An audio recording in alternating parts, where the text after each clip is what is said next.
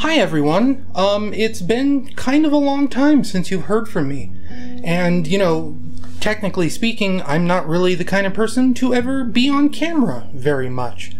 If you've watched the Halloween Let's Play videos I've done, the scare cam stuff, you'll know that I'm on camera for those, but that generally speaking, I don't talk directly to you, the viewers. You just mainly hear my voice. There's a lot of different reasons why we're doing it like this time. This is the 25,000 subscribers special, which is kind of an incredible thing to think about. 25,000 people is nothing to sneeze at. You think of like a crowd of people, and 25,000 people is like a baseball stadium. It is a lot of people. I know it's not quite as much as, say, Mr. Beast or PewDiePie or Markiplier or anything like that, but it is still a lot of people. And that's kind of incredible. I am 1/4 of the way to YouTube sending me a play button plaque or whatever, right?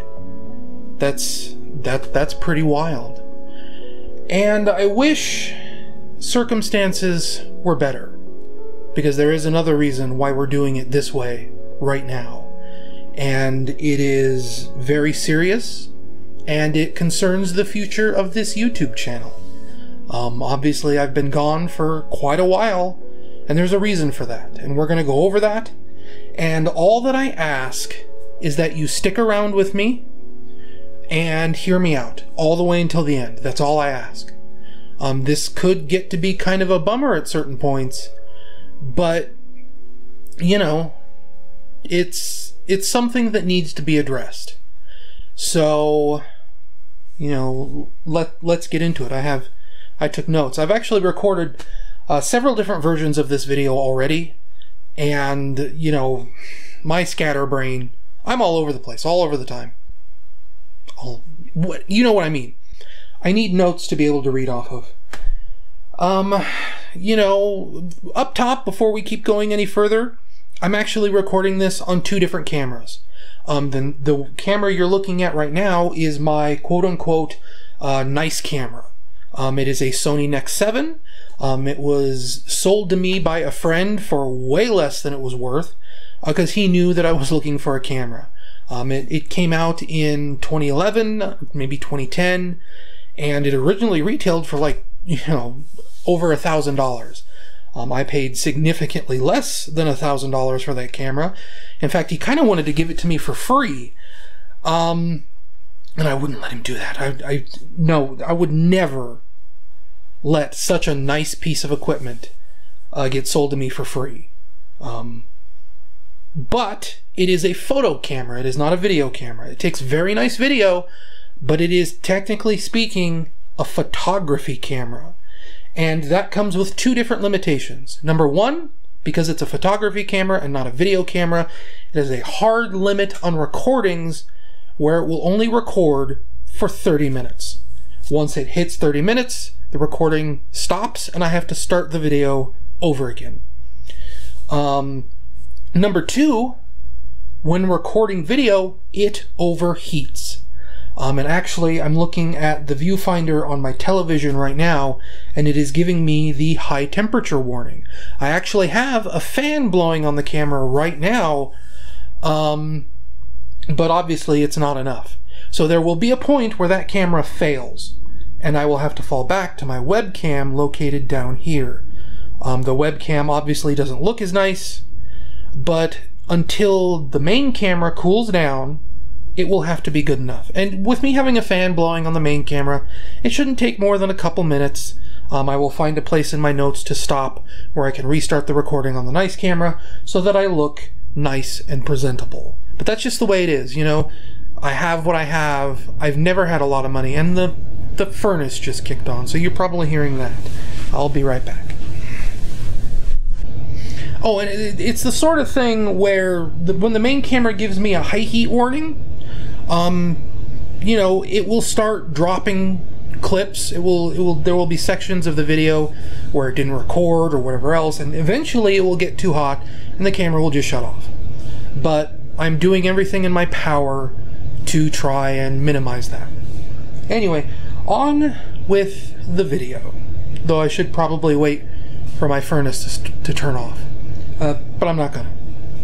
So, the last time, depending on who all watches what on my channel, the last time you might have heard from me was the February 2021 Double Wide podcast, where I mentioned that, you know, we were about to go through something kind of significant.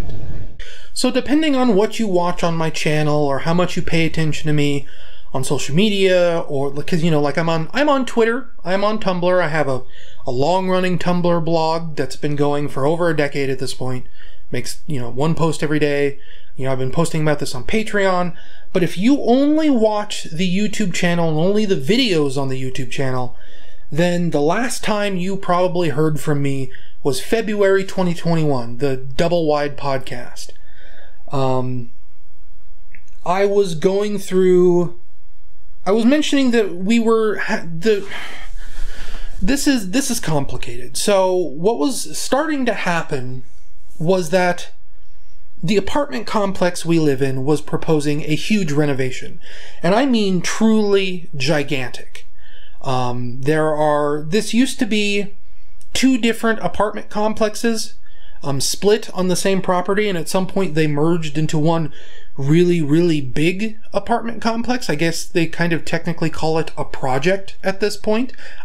I don't know what that term means. I've heard the term project, but I don't know specifically what the definition for that means. I know I hear it in like a negative context, which is a little worrying.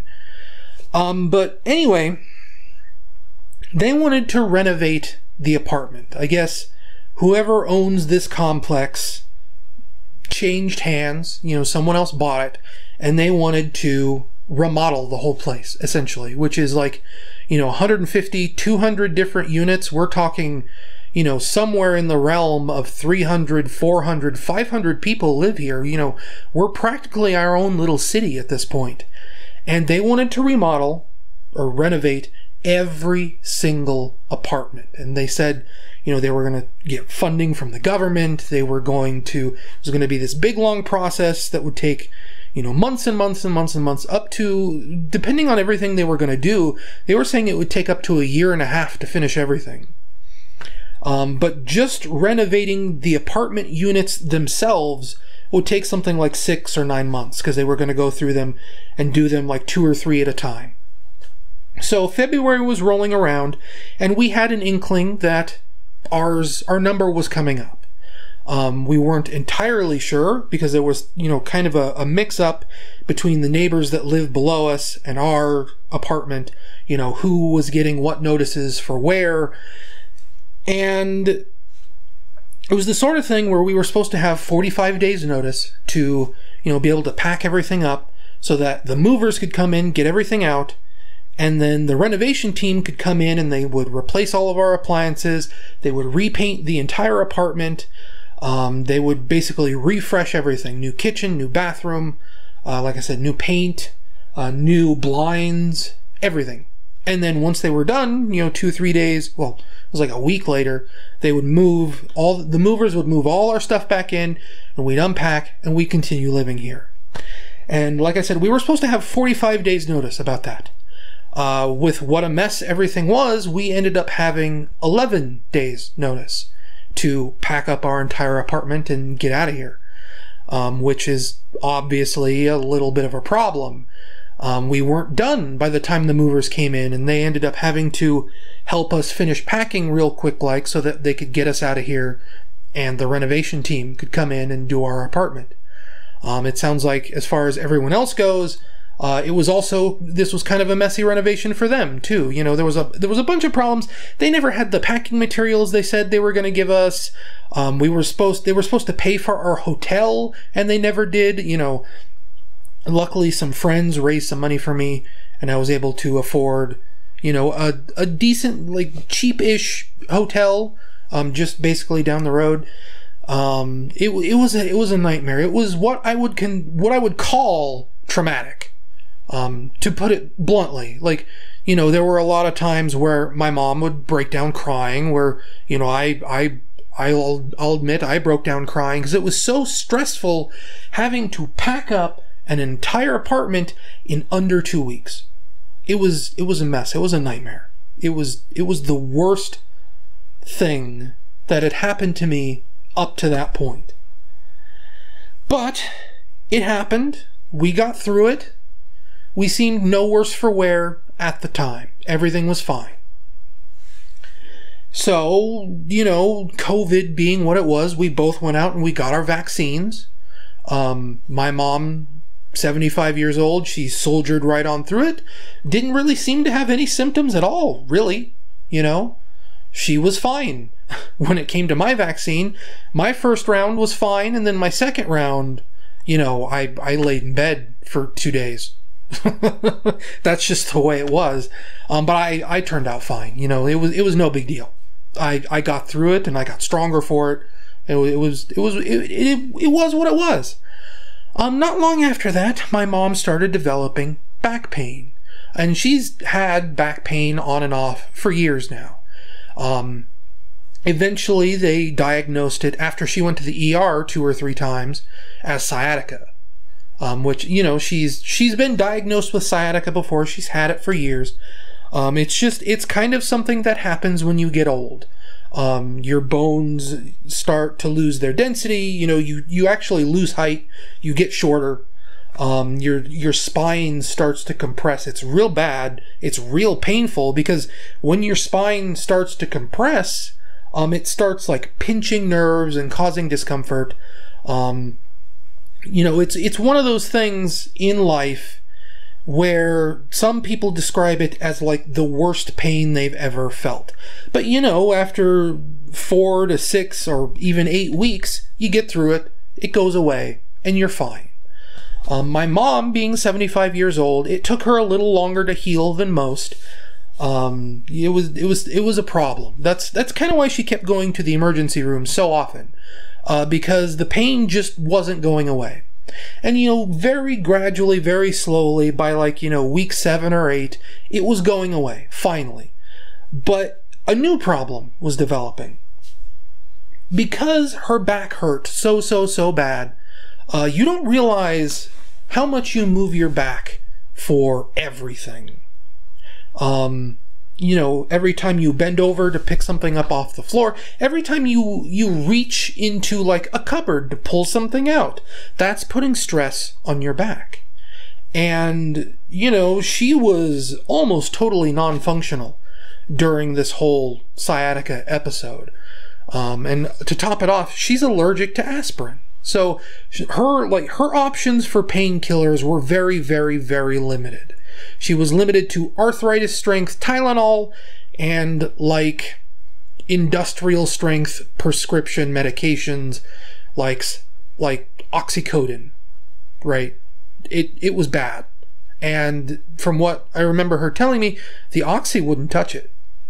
She was pacing around this apartment for hours and hours and hours every day in so much pain while she had her sciatica problems.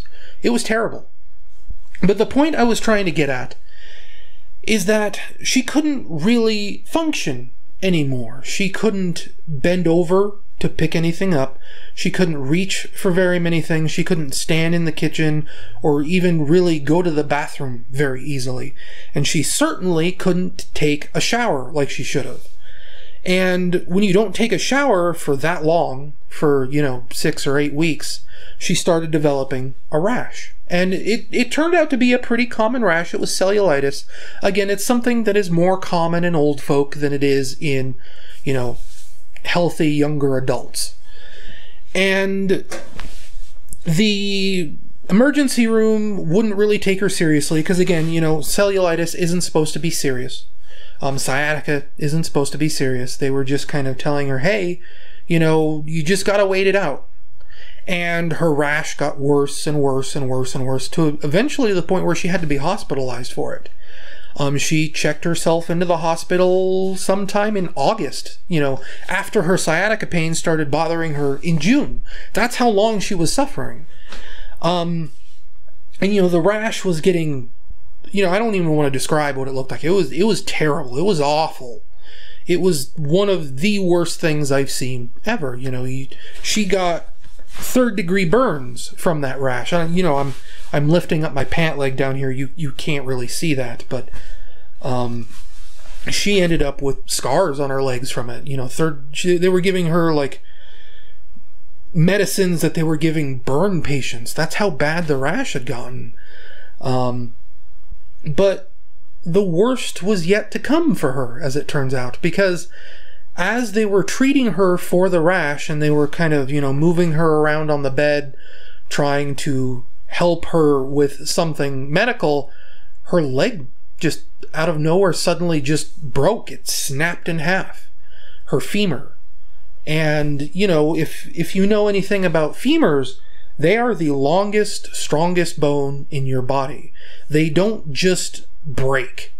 If her femur broke, the way the doctor described it, because I was there when he gave her the diagnosis, he said, typically the femur breaks during car accidents. It has to be a very violent impact, a very intense impact.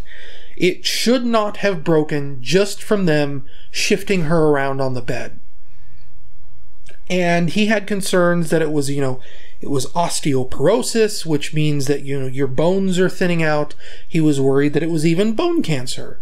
So they ran all these tests on her and they couldn't find evidence of anything. It was, her leg just mysteriously broke. It was a freak of nature. And, at this point, my mom is talking like lawsuits, like, what did they do to me? So they put a pin in her leg where her leg broke, because it broke so significantly that there was no way it was going to heal on its own. So they inserted a metal rod into her leg. They stapled her bones together, and they said, just go home, get some rest, make sure you get physical therapy, and just heal. And she did, effectively. We live on a 2nd floor in this apartment, so she couldn't exactly make it up the stairs and come home, so we ended up having to move into my brother's temporarily. And it was going to be the sort of thing where it was just going to be her. My brother said she could live there for as long as she wanted until she got better. She could come and go as she pleased. It was basically her place to live in until she got better. But my brother and his wife work. She would have been there all alone, effectively, all day from 5 o'clock in the morning to 5 o'clock at night.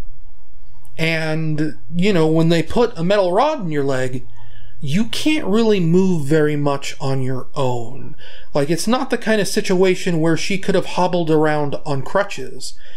She needed specialist doctor care. She needed in-home physical therapy to help basically rebuild the muscles that were, damaged in the break or whatever. So, I don't know if I've said this yet or not, but I've been living with my mom basically forever. And there's, that sounds kind of weird, and I realize that sounds kind of weird, and, if you're like, what are you, some kind of neckbeard or something, I get that. Fact of the matter is, during high school, I had a lot of different problems with anxiety and depression and really, really bad panic attacks. My mom, for what it's worth, tried to get me out, tried to, get me out of the house and get me to have a job and, a life of my own. And, just the mental problems I was suffering coming out of high school, it just wasn't possible. I wish it was possible. I would have liked to have been a more normal functioning member of society, but it was what it was. And, I've written about this on my blog. If you want to go digging for it there, I've talked extensively about, my period of depression and trying to pull myself out of that and trying to get better and trying to, come back to normal, let's say, come back to the real world.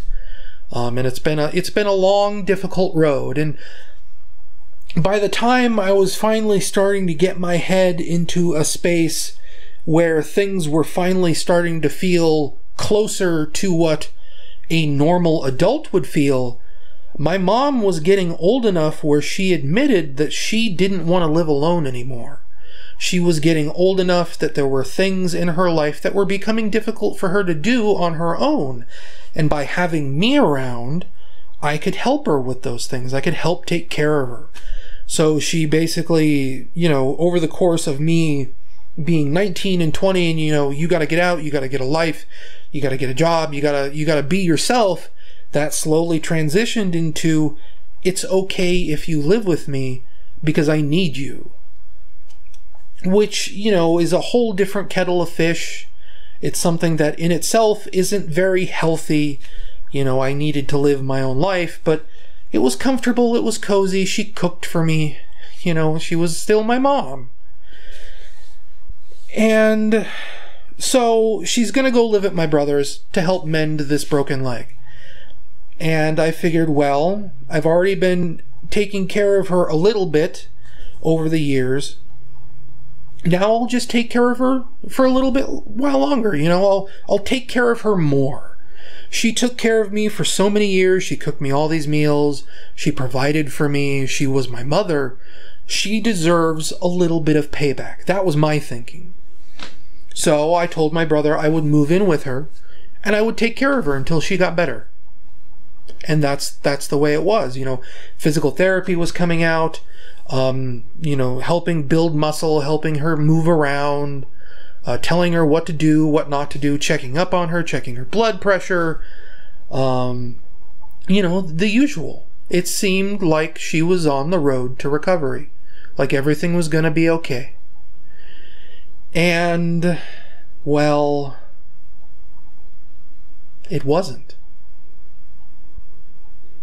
She started getting weaker.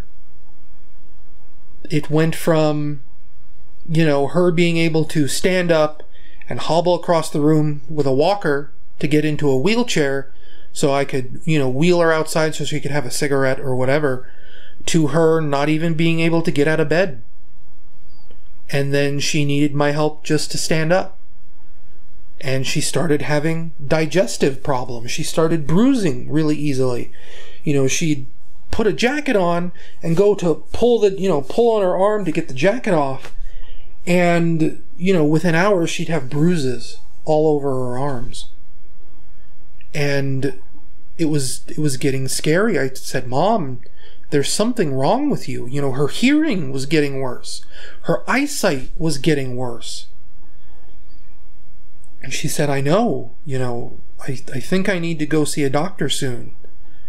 And, she had appointments with her regular doctors, and, they said, oh, you're just getting old. Your skin isn't elastic like it used to be. That's where the bruising has come from. You're just getting old, and these things are going to take longer. You have to work harder at your physical therapy. You have to exercise more. You have to rise above the place you were at when your leg broke, or you're never going to get better. And we figured, okay, well, she just needs to keep getting stronger, as strong as she can be. And her digestive problems continued. I think I said she went colorblind. Her hearing started getting really bad. I mean, she had hearing problems anyway, but everything seemed to just be getting worse. And it got to a point where I would have to help her to stand up to get out of bed to go to the bathroom. And I couldn't even do that anymore. There was no strength left. She was bedridden. And she had to check herself in to the hospital one last time. And I say one last time because she never came out. As it turned out, she did have bone cancer. Or they think it was bone cancer. It's kind of hard to tell. The way it ended up working out was that they said she had very, very tiny traces of cancer all throughout her body. And it probably started as breast cancer because she's had breast cancer scares in the past and had surgery to remove benign material. It wasn't cancer yet. It wasn't really even a tumor. It was just things that could become a tumor if left unchecked. It was, it was the kind of thing where she was constantly catching it early enough that it wasn't a problem. And as she got older and as she went through all these cancer scares, I guess she started getting lax about checking herself, about going in to see a doctor when she found something. And they say it probably started as breast cancer, and once it developed enough, that's why breast cancer is so dangerous. That's why it's so deadly. Because once it progresses to a certain point, it spreads like wildfire. And when they tested her for bone cancer all the way back in August, now we are talking February at this point, she didn't have really bad cancer. It was in small enough amounts that it was virtually indetectable. Now that it was 6 months later, they could detect it, and they said it was everywhere. And there was basically nothing they could do for her. She was just dying. And, within a week and a half, that was it. She was gone. She's dead now. I don't have a mother anymore.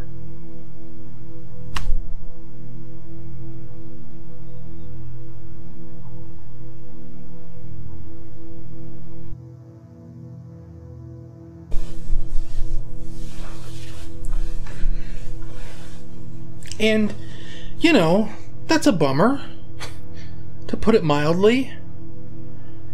And, because, cancer is the one way nobody ever wants to go. That and, AIDS or whatever, right?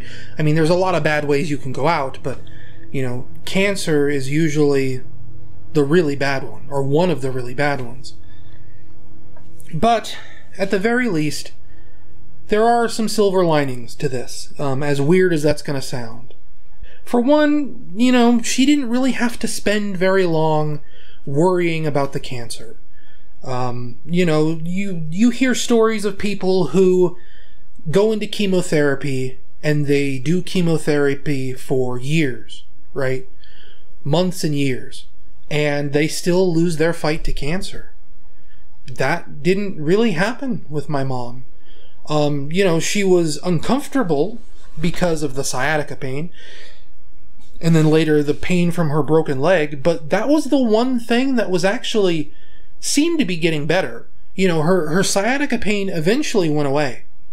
And her leg, 6 months on, she was starting to sleep through doses of her pain medication.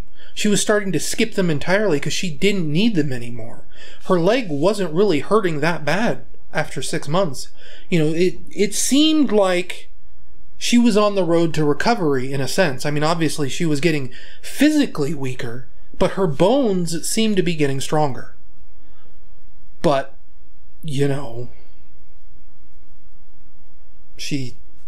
whatever.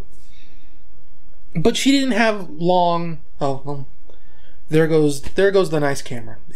It just shut off because it overheated. So I'm down here on the webcam for now. But obviously, did I even hit record? I guess I did. Obviously, she did have a period of suffering. That is true. That did happen. But it's not as bad as it could have been. She only really had to live with the dread of knowing that she had cancer for about a week and a half. And thankfully for her, she didn't go through with that for very long. By the time they officially diagnosed her, finally tracked down what was going on, did enough biopsies and everything to figure out how far it had spread, how, what kind of cancer it was, everything like that. By the time they were finally able to give her a verdict, she had days left, effectively. So, it sounds weird, but that is kind of a silver lining. She did not live her life with this dread, with this fear, knowing that she was going to die soon. She basically got the news and was almost immediately gone. Which, you know, if it's going to happen, that's kind of the way you want it, right? You don't want this futile battle against something you can't win against. And that's not to say that, you know, cancer is always going to be like that for everybody. There are a lot of people out there that have beat cancer.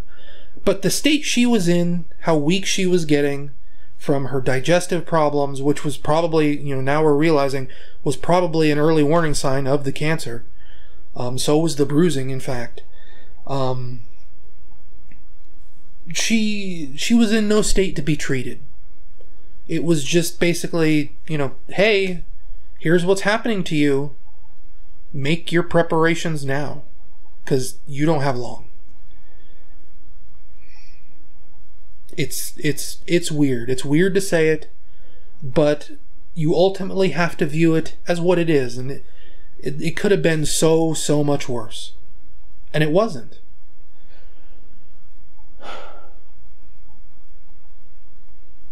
And the other thing to keep in mind is that, like, my mom was surprisingly healthy for her age. Obviously, you know, she had cancer and she died of cancer, and she died quickly of cancer. But up until she had that sciatica pain in February of last year, she was about as healthy as anyone could hope for. She was, you know, she was a smoker, but she never needed to go to the doctor for basically anything. She never had any problems. I mean, obviously, you know, she had the beginnings of breast cancer several times, but there was nothing significant beyond that, let's say. She didn't have blood pressure problems. She wasn't diabetic.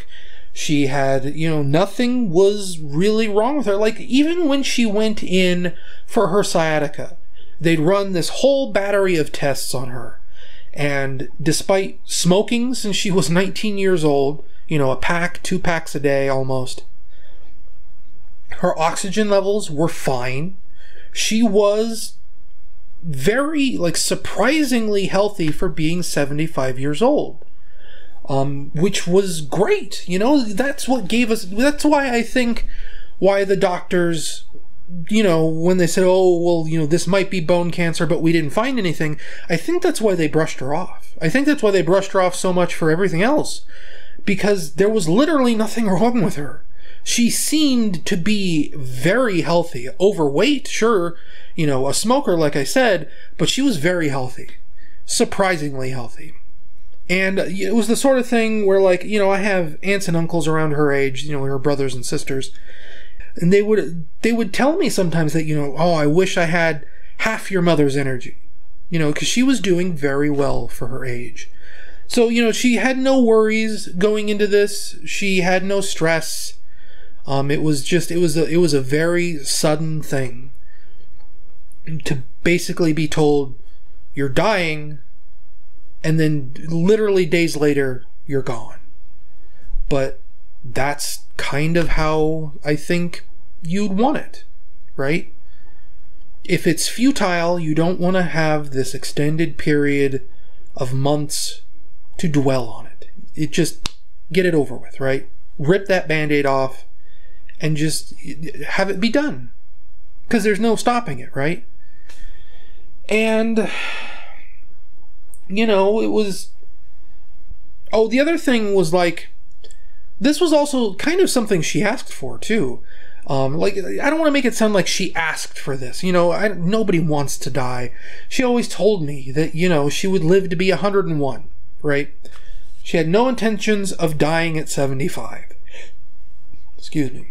But she did joke with me several times, because she was always so healthy, because she never really needed to go to the doctor, because she wasn't really on any prescription medications. Like, the most medication she was on was a year or two ago. She finally got diagnosed with very mild high blood pressure, which is something basically everyone at her age gets diagnosed with eventually.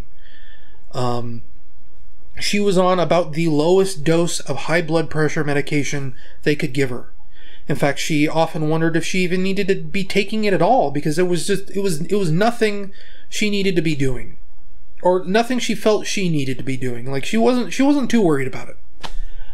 It was very, very, very, very mild, which, like I said, is most people her age. But she would joke with me pretty often that, about the time she actually had to go to the doctor for something that seemed serious, it was going to be for the thing that killed her. And she was, basically right on the money for that. She said that, about the time I have to go to the hospital for something real, I'll drop dead. And here we are. It's, it's crass to say it, I know. It's kind of a weird thing to be saying. But you have to look for these silver linings. That's what keeps you sane. And it's what's keeping me sane, I think. And, like I was saying before, the point I'm trying to make in all of this is that the worst of her suffering was extremely short. Yes, she had a broken leg. Yes, she had sciatica pain for months and months and months and months. But like I said, that was recovering. She was in less pain. She would have, if it wasn't for the cancer, she'd probably be home with me right here, right now. It was just the cancer, and it was very, very sudden. But at least it was sudden. At least it wasn't this big, long, drawn-out, dramatic, heart-wrenching thing. I mean, it still is. It's very heart-wrenching. I have moments. It's been about a week since she died, and I'm still grieving my mother. There are so many things I'd like to ask her, so many things I'd like to tell her, so many of her mannerisms that I remember, so many of my own mannerisms that I remember from being around her for literally my entire life. I was telling family the other day that I went into a grocery store to go grocery shopping because I need groceries here for the apartment for however long I'm going to be here. And it was always the sort of thing where every time she went grocery shopping, I'd go with her. Because, she might need help grabbing something heavy or bringing something heavy back to the apartment. If she'd buy milk or soda, because we get those big, we get these big, 2-liter bottles of soda, which can get pretty heavy, especially for a 75-year-old woman. So, I was always the bag boy for her, essentially. I was always the one hauling the heavy stuff up to the apartment or into the basket or whatever. But we'd go grocery shopping together, is my point. And we'd always enter the grocery store or the Walmart or whatever it was and instantly split up. She would buy from her grocery list and I'd basically just go window shopping. And every time we went shopping for the last 30 years, 25 years, that's how it went. We enter the store, split up, go our own separate ways, and then meet up at the register to go home. And there was a thing that I would do while I was window shopping. It would be to, just keep an eye on her, see if she needed anything, especially as she got older. So, you're walking through Walmart and you're looking up and down all the aisles, trying to see where she is, where she, if she's trying to load heavy things into the cart, what she's buying, you just keeping an eye on her while still doing your own thing. And when I went into Walmart just a couple days ago to go grocery shopping for myself, I realized I was still looking for her.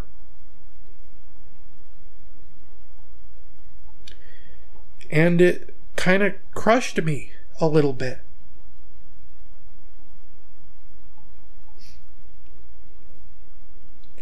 And it still kind of does.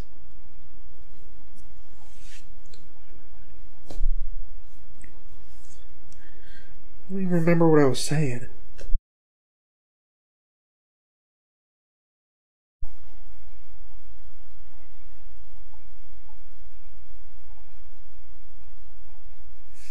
I think I was trying to talk about silver linings, right?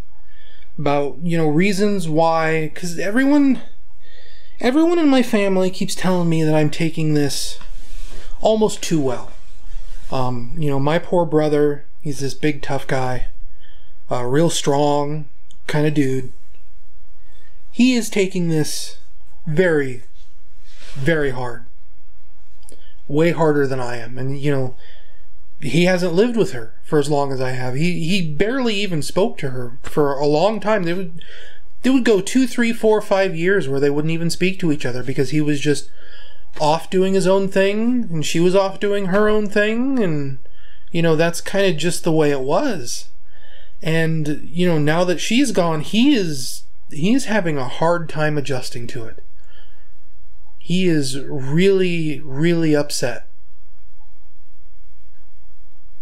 But I can't help but look at this a certain way, that she kind of went out on her own terms, even though it might not seem like it because of, it was a cancer diagnosis. You kind of, there's not much you can do there as far as going out on your own terms. You're not picking or choosing to die. You're just dying. But she wasn't in that much stress about it for very long. The worst of the pain was extremely short. And ultimately, she ended up passing in her sleep. That very last day,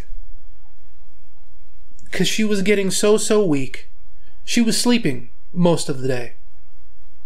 She'd only be awake for a couple hours, maybe less most days, and she'd sleep the rest of the time.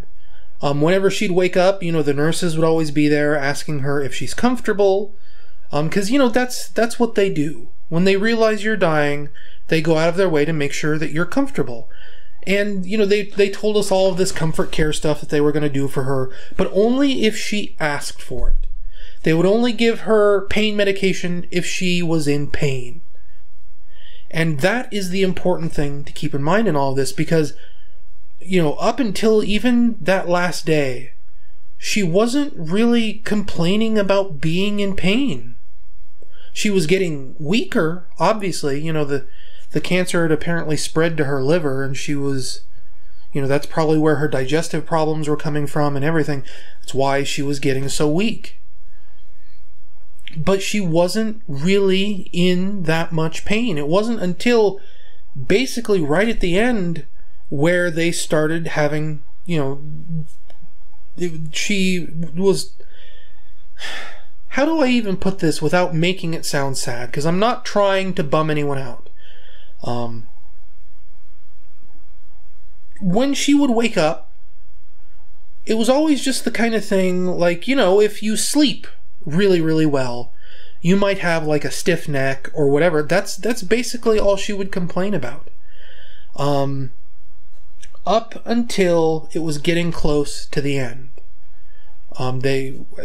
As they were talking about, comfort care and keeping her comfortable, and, maybe she wouldn't be able to communicate with us anymore, looking for signs that she was uncomfortable and needed pain medication.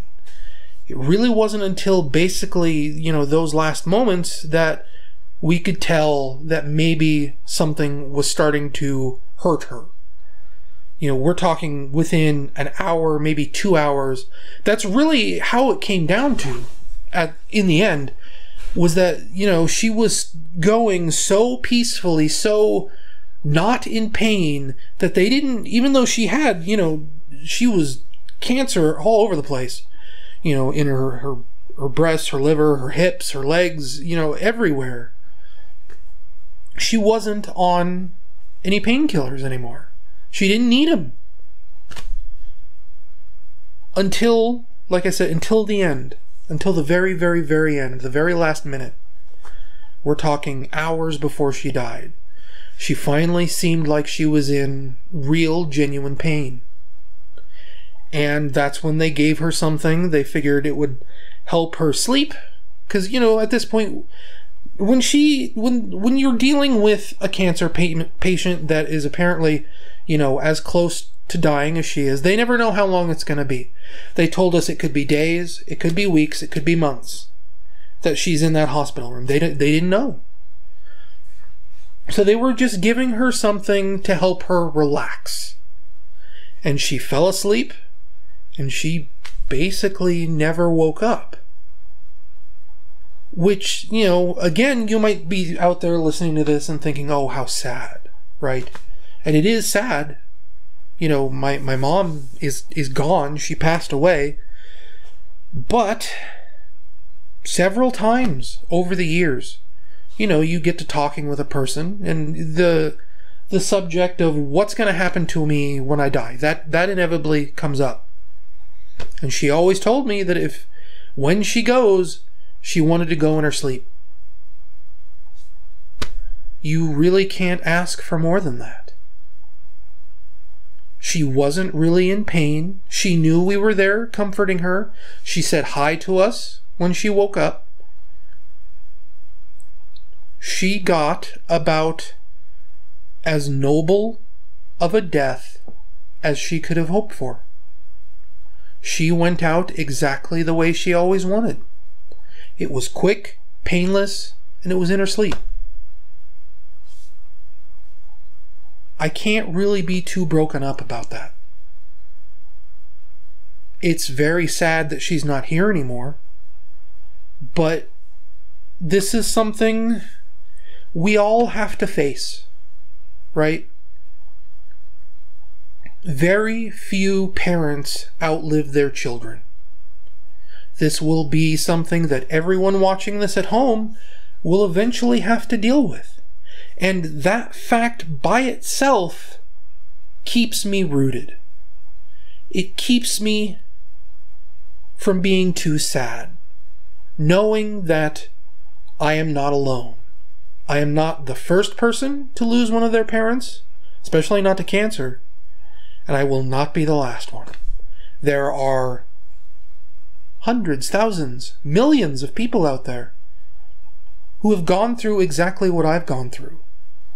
And knowing that they're out there, and knowing that this is just one of those facts of life, one of those rites of passage of adulthood, maybe even one of the last rites of becoming an adult, there is some comfort in that. And like I said, you watching this at home, you're probably going to have to deal with it someday too. Maybe not tomorrow, maybe not in a year, maybe not even in 10 years. But it will come. It will come for us all. It came for my grandma. It came for my mom. It will come for my brother. It will come for me. And you just have to learn to be okay with that. And in a lot of ways, I am okay with that. I don't think I'm going to die tomorrow. I don't think I'm going to die in a week. I don't know for sure. You never know for sure. A meteor could fall out of the sky right now, strike me dead, on camera. I don't know. But it will come for us all. And you just gotta learn to make the best of the time you have left. It's easy to think of this as the end of the world. And in a lot of different ways, it is the end of the world. But when one world ends, a new world is born.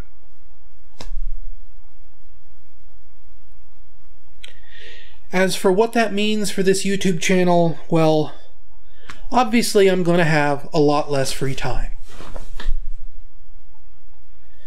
I was lucky enough to be living with my mom that, I had time to work on YouTube. I had time to teach myself parts of game development. I had time to stream on Twitch. And we were poor, me and her living together. We didn't have a lot of money, but we were at least comfortable in what we had. And it was a very, very fortunate thing to be comfortable with what little we had. But all of that is going away. My luck has run out. There is no avoiding the issue anymore. I can't live here anymore. I can't pay the rent. I can't pay the internet. I can't pay the utilities. Unless I start getting something like $2,000 a month on Patreon, maybe like $1,700, I don't know. You know, this is the end of a lot of things in my life. I'm going to have to start over. I'm going to have to find a real job. And, you know, that's the kind of thing where, you know, I haven't been totally jobless throughout my entire life. I have worked places before. I haven't been totally a leech on my mother this entire time. You know, there was a period right before we left Colorado where I'd been working at a thrift store for like 2 or 3 years. And that was great fun. You know, I got first dibs on being able to see what was going out on the floor before anyone else could buy it. I ended up buying all kinds of useless crap I didn't even need. I have like a complete in-box copy of Rock Band 3 for the personal computer sitting in my bedroom. I've never installed it, never played it. I've always intended to play it. I always, you know, the whole plastic instruments craze of the mid-2000s completely passed me by. I've always wanted to give it a shot, check it out, see what's going on, and I never did. But, you know, that came from that thrift store. I got all these books from thrift stores, the thrift store I worked at. I got a bunch of video games, books, you know, all kinds of fun stuff. So I know what it is like to have a job. I've had jobs before. But still, I don't make enough money on Patreon, and I don't make enough money on YouTube. 25,000 subscribers might be a lot. It definitely is a lot. But it's not enough to do this full time. I would need way more support from my fan base, from you guys out there watching this. And I don't think that's going to happen. That's not me. I mean, if you know me, I'm a realist. I look at everything glass half empty, right? That's something that my mom taught me, essentially, is that always prepare for the worst. So, you know, me putting this plea out there, you know, hey, I mean, it's not even a plea. It's just me being realistic. It would have to be $2,000 a month, every month, forever. And if you have been subscribed to this channel for a very long time, you know how long it takes me to put together one of these videos. That Jurassic Park video from last Christmas, that took me 3 or 4 months to put together. And that's not even just writing the script. That was just capturing and editing video. Because that script I wrote in 2017 when we moved out here to Nevada, where my brother and my aunt lives, and my cousins. So that was just video production, 3 months. Are you willing to pay for that kind of content? I think I'm a pretty good video editor. You know, I've been doing it long enough. But I have to be realistic in my expectations. That's just the way it is. I wish it could be better than that. I really do. I wish I could wake up tomorrow morning and get to stay here. But I don't think that's going to happen. And when things change, they are going to change hard.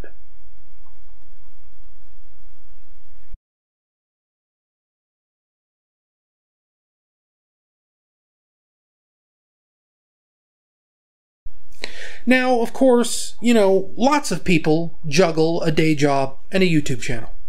I don't think I'm going to be away forever or even very long. I don't know. I am, I think, a creative person at heart. I'm a very creative person. Like, I don't even know why I pretend to sugarcoat it, right? I was an artist all throughout school. I was always messing with electronics, always, like, I remember my mom, I was 8 years old. She bought me a walkie-talkie and I gave it to a friend that lived across the street. And we would talk to each other on this walkie-talkie. And I would put on radio shows for that kid, right? I host a podcast. I do, you know, music covers. I still try and draw. I do pixel art. I do game development. I'm a very, very, very creative person. I don't think you could pull me away from this place if you wanted to. You know, I will forever be a YouTuber at heart. I might be an introvert, but there's a reason I have a $1,200 camera. And it's because I care about good quality videos. And that means spending, 3 months on a video. I never thought it was a problem until now. And that was something that me and my mom talked about while we thought she was just recovering from a broken leg. She's always been, super duper supportive. Well, not always. I told you, there was a period where she very much wanted me to get out of the house and get a real job. But, in the last 10, 15 years since I've started the YouTube channel, she has been very supportive of me. She frequently told me that she believed that one day I'd be famous. That I'd be one of those people that, everyone goes to on YouTube. And I'm kind of on my way up there. It's taken me a while to get there, but I'm getting there. Slowly but surely, The tortoise and the hare over here, and I'm the tortoise, right? So you couldn't keep me away if you tried, I don't think. I mean, the future is what it is. Who knows what the future holds? But I will probably be back someday, assuming I ever even leave at all. Because, I was talking to you, I was just saying, I was talking to my mom, first thing when we got to my brother's, when I was first taking care of her. We had this inkling that even after her leg heals, the dynamic of our family was changing. She was going to be partially crippled for at least a year, probably more. Because we had talked to, family members who had had broken legs before, different other parts of their body that had been broken. And they said, even after it heals, it'll never be right. There will always be pain. You will always walk a little bit funny. So we were kind of, preparing for the worst, essentially. Because, again, that's what she taught me to do, prepare for the worst. So we had this inkling that things were changing. That I was going to have to start helping out even more. Like, not in the sense that I was going to have to, help her stand up or, make food for her or anything like that. But in the sense that we both knew what was coming. We knew she wasn't going to live forever. We didn't think it was going to be quite this fast, but we knew it was coming. And we were talking about what to do to get me ready for that day. And it was, she was very supportive of the idea that I would throw myself into YouTube even more. I've known for a long time that I need to get faster at making YouTube videos, so that it doesn't take me 3 months to put together a Jurassic Park video, so that just like everyone else, like LGR or Some Call Me Johnny or Ashens or whoever, I'm putting out content on a regular schedule, not just one big video every Christmas with multiple, smaller, more pointless videos in between, no commentary, no editing, no anything. Get me on a schedule to be a more regular YouTuber. This was, these were the conversations we were having. And I ended up drawing up this huge, it's big, this Google Doc of all the ideas that I've been sitting on for years, a bunch of new ideas for different series and things like that. Things that, I always stuck in the back of my mind to do someday.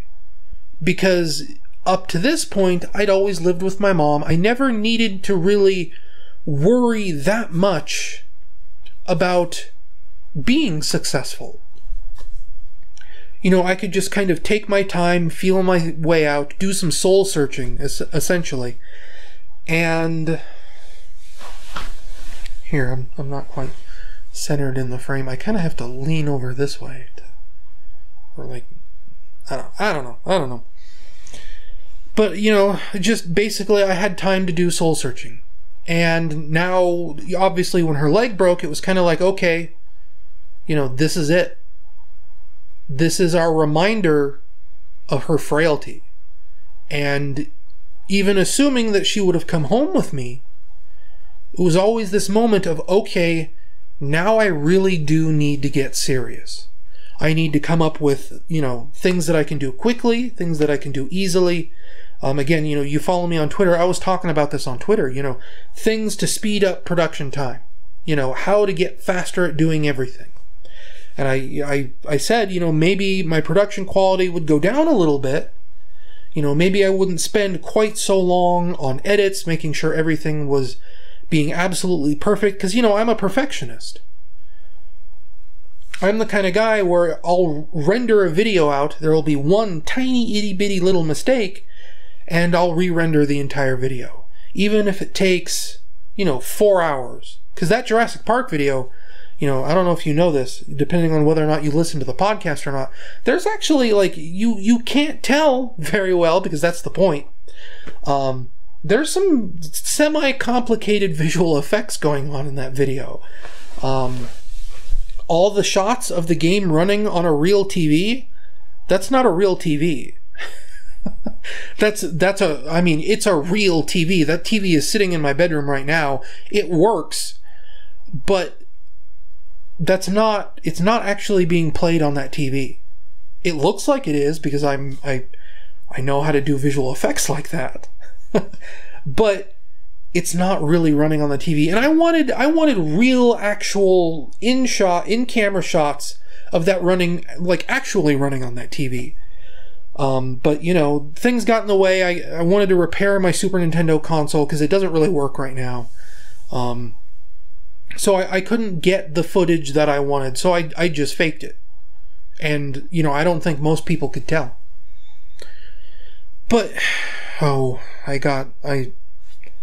got sidetracked on a tangent here. For the record, this is being recorded at 6 o'clock in the morning right now. You know, I actually started recording all this at like 2 or 3 in the morning. I've been up all night. I haven't been sleeping very well lately. I don't know if you can tell if I have bags under my eyes or whatever. I think I have a good reason to be not sleeping very well. But what was I saying? I was talking, you know, to back up a bit. I was talking about, you know, all the ideas I was coming up with. Oh, that's what it was. That I'm a perfectionist, right? That I do visual effects like that because I'm a perfectionist. Instead of just cutting the shots where I show the TV with the game running on it, I figured out a way to simulate the shot to where it looks, you know, 90% convincing. I mean, I'm sure if all of you go back and you look at the Jurassic Park video now, and you look at the shots of my old CRT TV, the one that I've had since high school, you know, if you really scrutinize the way it looks, you'll be able to tell that, yeah, I faked those shots. But in the moment, at the time, watching that video, without knowing it's fake, you'd never be able to tell it was fake. And, you know, that's the kind of the stuff I would do. And rendering a shot like that, just those shots of the fake game running on the TV, you know, it would take hours to render, you know, 10 seconds of footage. It was intense. But that's the lengths that I went to get the videos that I needed. And I would never do anything the easy way. That's why these videos would take, you know, 3 months to put together. And we had this talk that, you know, that has to stop. I have to get faster. I have to, oh, my batteries are going dead on my lights. That's how long this is taking. But, you know, it was just the thing. You know, get it done. Get faster. Get better. Get famous, like she always told me. What am I going to do about this light turning off? And you know, like I was saying before, it was this thing where I was coming up with all these ideas for new series, new things like that. And that's just, you know, a lot of those are just outlines right now, but I have a lot of different scripts that are like done and waiting to be shot, basically. You know, I have a whole Shenmue video planned out. I wanted to revisit that. I've been talking about this, you know, gigantic Nights into Dreams documentary about this Sega Saturn game. I've been talking about that for years because it was, you know, it was the kind of thing where I figured it was almost unproducible. Because you think about the kind of videos that I make, and, you know, once I start getting up around the 30-minute mark, that kind of feels like my limit. You know, a 30-minute video feels like so much work to me that I can't imagine making a video that's longer than 30 minutes. And part of the reason that I've been shying away from making this Nights video for so long is that it will definitely be the first video I ever put together that will be longer than 30 minutes. And, you know, I figured that once I got home, once she got better, once she came back to the apartment, that was going to be one of the first things that I got started on. That and the Sonic Forces essay that I've been promising since 2017. That's been a real hard one to write because, you know, it's kind of been about how to collect all my thoughts on that game, on that video. Obviously, it's about way more than just Sonic Forces at this point. It is kind of turning into a sequel to that video I did a few years ago about, you know, how do we fix Sonic. Oh, well, that's weird. The nice camera overheated. It's about to turn off. It wasn't giving me the heat warning. Anyway, that Sonic Forces video was really hard to collect my thoughts around. It was genuinely difficult because it's such a big video. Has so many twists and turns and, you know, parts that need to be set up that it was basically impossible to just write it out without having kind of a plan beforehand. And, you know, right before my mom had this sciatica problem crop up, I was finally starting to get it structured just right to where I could start writing it. And, you know, just 2 or 3 weeks ago, when I ticked over to the 25,000 subscriber mark, you know, I actually started to write the script for a video that at this point is 5 years in the making. And now I'm not going to be able to do that anymore. I'm not going to be able to do that Nights video anymore. I'm not going to be able to do the revisiting of Shenmue, which is, you know, it's something I think is really important for me to be saying about Shenmue. You know, it's this kind of thing where it's this thought that just has to get out of my brain. And now it's going to live up there, or it's going to live in Google Docs or whatever, you know. That's a bummer. I'm never going to be able to do that Parappa the Rapper video. I'm never going to be able to do all the other ideas that I've been brainstorming for months, in some cases years. But that's just the way it's got to be. You know, it can't be helped. I have lived in a state of what they call arrested development. And I don't mean the TV show. It is an actual term meaning people who are lagging behind the rest of society. And that's me in a nutshell, unfortunately. The one thing I did from that list of videos that I constructed, all the, you know, the 30 or 40 different videos and series and whatever else, that I already did get started on, that I was able to do while I was on my laptop at my brother's, was to start a secondary channel for the cover songs that I do. You know, every year for the last 2 or 3 years, I kind of do a year-end wrap-up of all the songs that I cover. And, you know, the way I cover songs is weird, and, you know, it's hard for me to talk about because you kind of need to be able to see it to understand what I do to make those covers. It's not quite normal It's always been something I'm a little embarrassed about, but it's something that I enjoy doing, and it's something that gives me, it scratches a creative itch. I was actually talking about it a little bit on my Tumblr blog, a month ago, if you want to go read that. But I went ahead and I started a dedicated channel for those songs. And actually, I have enough posts scheduled for that channel that it will basically post every Monday, Wednesday, and Friday for the next 2 years.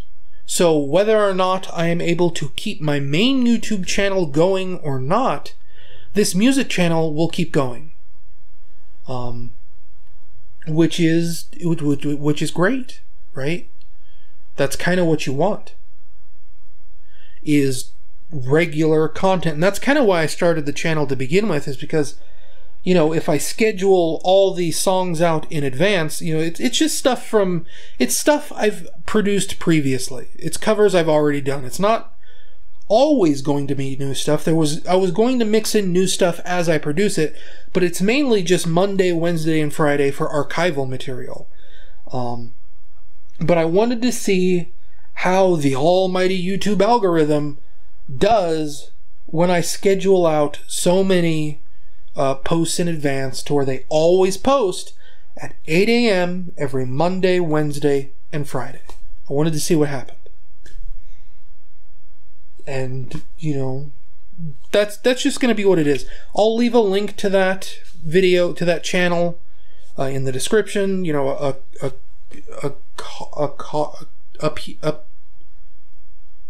Up here, something will probably appear that will say, here's Blaze Hedgehog Music, go subscribe to it. That kind of thing. But, all those other ideas are on pause for the significant future. I will, though, still probably be on Twitter and Tumblr and, social media in general. I know there are people out there that wanted to pick my brain on certain subjects. I will still be available for that, It's really not that hard to type out an email or a Twitter DM or whatever. If anyone has any questions they want to ask me, I'll still write Tumblr blogs. That is the one thing that, even if I was on a crummy laptop that can barely play most games made after 2005, I'm still able to write a blog on at least on that laptop. And I've been getting my desktop up and running in my bedroom. It's easy to type. It is easy to type. So I'll still be around. I just won't be producing too many YouTube videos. If you're still one of the few left on my Patreon after all this, I know I've been losing, a couple people here and there over the last 6 months, because, obviously things are kind of drying up. But if you're still one of the people left, I don't feel bad if you want to abandon ship. Obviously I'm in kind of a rough spot. I still would very much like to be making money on Patreon, but if I'm not giving you anything for that, I don't entirely blame you if you want to cut and run, or if you have more important obligations you want to spend that money on. Again, it kind of is what it is, right? My life has been slowly falling apart for longer than even the renovation, right? TSSE News shut down in 2019, 2020? I was part of a YouTube channel network called Screenwave Media. They let me go sometime last year, I think it was. Like I said, it's kind of the end of the world for me. I will, in the interim, I will be moving in with my brother. They have offered to take me in while I sort of, get on my feet and eventually can get a real job and afford a place of my own, if that ever happens, because after the renovation we had here in this apartment, we decided, as difficult as that renovation was, after everything they put us through, it was time for us to get out of here. We never intended to stay in this apartment very long anyway, but, you know, over the last, I mean, since her leg broke, obviously, if she can't make it back up the stairs to get to the apartment, we need a different apartment. And unfortunately, with COVID and everything else happening out there right now, there's kind of a housing shortage right now. No place will take us. So even if I get a job and I get stability in my life, there's no telling how long it's going to be until I can find a place of my own. But yeah, to basically just to sum it up, you know, I'll be moving in with my brother, and I don't know how long it's going to be. That's the better way to put it. You know, there is a future out there in the distance where I am eventually living in a place of my own. Eventually. But how far out that's going to be, who knows? And, you know, my brother, he has 3 kids. He has twin boys. They are 5 years old. And they are full of so much energy. You know, they're the kind of kids, they are always bouncing off the walls from the moment they get home. And that's fine. You know, they're 5-year-old boys. That's the way 5-year-old boys are. But as far as being an environment where I can continue to produce videos, it would be difficult. It would be very difficult.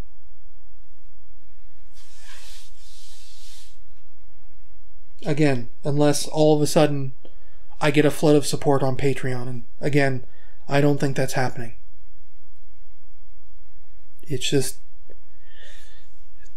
that's the realistic prediction. I've been wrong before. I would love to be wrong again. You know, when the renovation happened this time last year, friends started pooling money together. And, you know, after a few hours, it was like $200. I remember telling them, you know, hey, you know, I appreciate what you're doing for me, but I can't go to a hotel. We can't go to a hotel together on $200. And I figured that was going to be the end of it. I was probably going to refund that money. And friends started spreading the link around to other friends. And they started spreading the link around to other friends. And it spread and spread and spread to where we could afford a hotel. And everything was okay. And I would love for everything to be okay again. But it is what it is. I'm not going to be homeless. I'm not going to be out on the street. I have people that care for me. A brother who offered to take me in. An aunt who offered to take me in. I even had friends offer to take me in. I'm not alone. This isn't the end. It's just the end of the world. But there will be a new world waiting for me, waiting for us on the other side. We just have to see what it looks like. And we can't tell, I can't tell what it looks like from here. We just have to wait and see where things go. So, I will see you when I see you. It could be 6 months from now. It could be 9 months from now. It could be a year from now. It could be 2 years from now. You might never see me again. I hope not. I don't think you will. But you never know. You just never know. If you can, tell your parents how much they mean to you. Give them a hug. And just think about everything they've done for you in your life. All the meals they might have cooked for you. All the help they might have given you with homework and schooling. The roof they put over your head. They have done so much for you.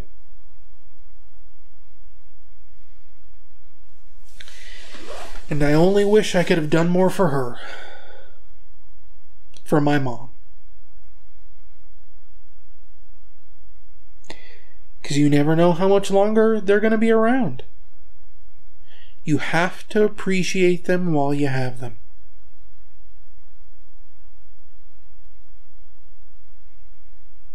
And you know, as long as you remember them, they'll never truly be gone.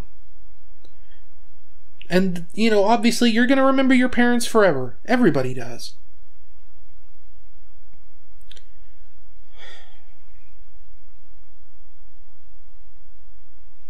Anyway, I've talked about a lot of things in this video. It's almost a podcast at this point. Links to everything I've talked about will be in the video description. They probably, like I said, they probably popped up as a card in the corner of the screen.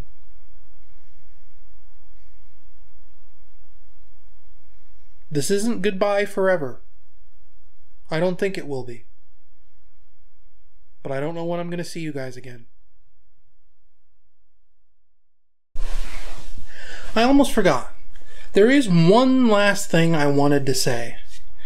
Before I move out of this apartment in maybe as soon as 10 days, I could be out of here. That I'll have to sort through all my stuff, sort through all my mom's stuff, figure out what I'm taking with me, what I'm keeping, and what I'm going to have to give away or throw away or whatever. I'm in between those 2 points. I wanted to do one last farewell stream. I don't know if I'm going to have time to be able to do it because, again, I don't have a lot of time left. It all depends on how long this apartment lets me stay. Because, you know, we did the meeting yesterday to figure out her cremation, to file for her death certificate. And once that happens, the Social Security we've been living off of all these years stops. So that's no more income. I mean, there's my YouTube income, there's my Patreon income, but like I said, that's not enough to pay for rent, that's not enough to pay for utilities.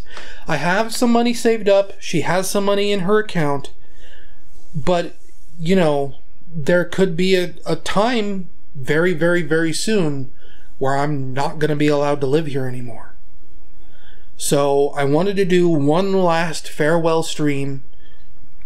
Because, you know, right before her back pain started last year, I was getting all set up again to do streams on the regular. I finally made Twitch affiliate, everything like that. You know, I could finally start making money from my streams. And I did all this work, getting everything all put together and ready and set up, and didn't ever have a chance to use any of it. And it's nothing like super flashy or anything like that, but it's something where I wanted to use it. So I figured do one last Twitch stream. I don't know if it's going to be Sunday or Monday or whenever. I don't know if it's ever going to happen, but I would like to do it. So keep your eyes peeled for that, maybe. I don't know, my aunt was talking about coming around on maybe Monday to help me start sorting through everything and figuring out what we were going to do with all my mom's stuff. So, you know, maybe stay tuned for that. One last celebration. I would like that. To honor everything. Her, me being able to live with her, the support she provided for me, and the luck I had to be able to do what I love. Anyway, that's the end for real. I'm gonna go now. You know, like I said, there will be links to everything in the video description. If I end up doing a stream, it will be the typical kind of stream. It'll be on twitch.tv, and it will probably also simulcast here on YouTube, if I can remember how to do it. Until then, if it ever happens, like I said, I'll see you when I see you. Take care of yourselves, and take care of your parents. They deserve it.